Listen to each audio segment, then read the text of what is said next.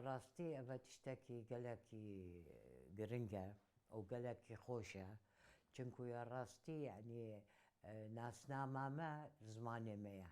چنكو ناسنا ماما نينا بتبيجي ناسنا ما كردية يان عربة يان فارسة يان تشتين هولي جبر هندي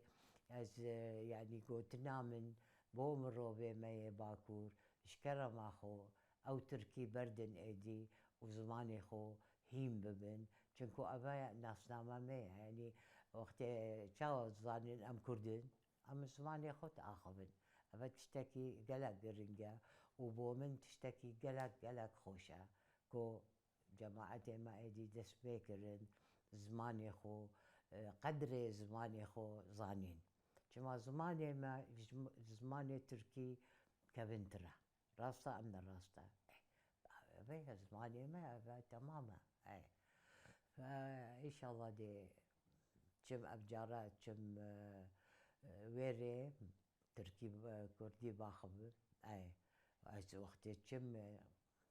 افيديه ديار بكري مثلا تركي بكردي تاخبن هسه تو كردي حميب قلبي بكردي تاخبن اي باشا تبوش تركي تاخبي اي فالحمد لله ابجي تشتكي سرفرازيه بوما